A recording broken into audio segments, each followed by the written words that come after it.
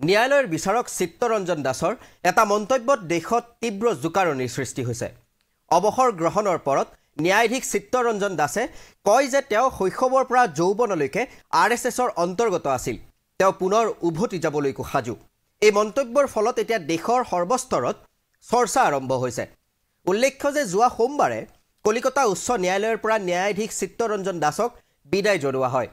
ন্যায়াধীশ চিত্তৰঞ্জন দাসে 1985 চনত কটকৰ মধুসূদন আইন মহাবিদ্যালয়ৰ পৰা আইন বিষয়ত স্নাতক ডিগ্ৰী লাভ কৰে। তাৰ পাছত উৎকল বিশ্ববিদ্যালয়ৰ পৰা LLM ডিগ্ৰী লাভ কৰে।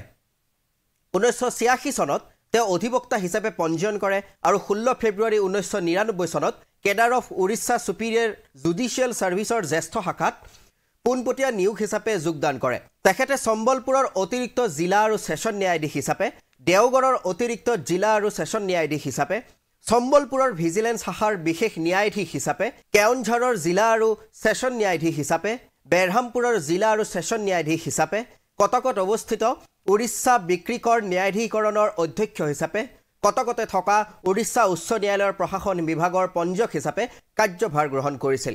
7 নৱেম্বৰ 2009 চনত উৰিষ্যা উচ্চ ন্যায়ালয়ৰ অতিৰিক্ত ন্যায়াধীশ পদলৈ চিত্তৰঞ্জন দাসক উন্নীত কৰা হয় আৰু 2022 চনৰ 20 জুন তাৰিখৰ পৰা কাৰ্যকৰী হোৱাকৈ কলিকতা উচ্চ ন্যায়ালয়ৰ ন্যায়াধীশ হিচাপে বদলি আৰু নিযুক্তি দিয়া হয়। কিশোৰী ছোৱালীক নিজৰ যৌন ইচ্ছা নিয়ন্ত্ৰণ কৰিবলৈ কিছুমান আচৰণবিধি সন্নিৱিষ্ট কৰি ৰায়দান দিয়া বিচাৰপীঠৰো তেওঁ সদস্য আছিল। ফলত পূৰ্বেও বিতৰ্কৰ কেন্দ্ৰবিন্দু হৈছিল ন্যায়াধীশ Chittaranjan Das.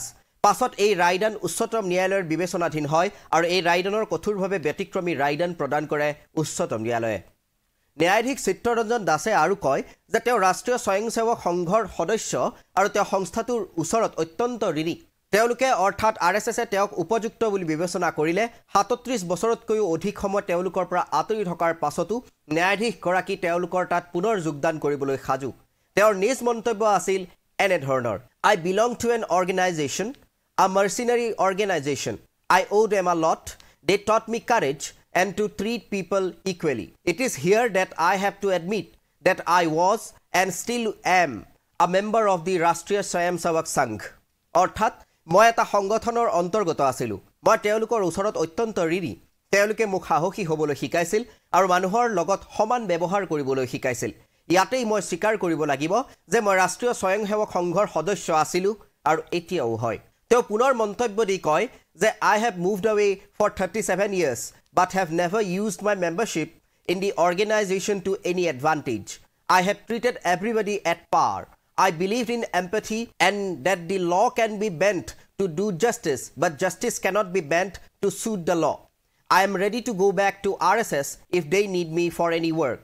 I have not done anything wrong, so I can say that I belong to the RSS because that is not wrong either. অৰ্থাৎ মই 37 বছৰ ধৰি সংগঠনটোৰ পৰা আঁতৰি আছোঁ যদিও সংগঠনৰ সদস্যপদ কেতিয়াও কোনো সুবিধাৰ বাবে ব্যৱহাৰ কৰা নাই। মই সকলোকে সমান ব্যৱহাৰ কৰিছোঁ। মই সহানুভূতিশীলতাত বিশ্বাস কৰিছিলোঁ আৰু মই বিশ্বাস কৰিছিলোঁ যে ন্যায় প্ৰদান কৰিবলৈ আইন বেকা কৰিব পাৰি, কিন্তু আইনৰ লগত খাপ খোৱাকৈ ন্যায় বেকা কৰিব নোৱাৰি। অৱশ্যে ন্যায়াধীশ চিত্তৰঞ্জন দাসে কয় যে তেওঁ ৰাজনৈতিক সম্পৰ্ক নিৰ্বিশেষে নিজৰ আদালতত প্ৰতিজন আবেদনকাৰীৰ ক্ষেত্ৰতে নিৰপেক্ষতা অৱলম্বন কৰিছিল। তেওঁ ন্যায় প্ৰদান প্ৰক্ৰিয়াৰ সৈতে জড়িত কনিষ্ঠ সদস্যসকলক উচ্চ ন্যায়ালয়ৰ ঐতিহ্য অক্ষুণ্ণ ৰাখিবলৈ আহ্বান জনায় আৰু তেওঁৰ যাত্ৰাত সহায় কৰা সকলোকে ধন্যবাদ জ্ঞাপন কৰে। কিন্তু RSSৰ প্ৰসংগত কৰা মন্তব্যটোৰ বাবেই পুনৰ এবাৰ বৃহৎ চৰ্চাৰ কেন্দ্ৰবিন্দু হৈ পৰিছে কলিকতা উচ্চ ন্যায়ালয়ৰ বিদায়ী ন্যায়াধীশ চিত্তৰঞ্জন দাস।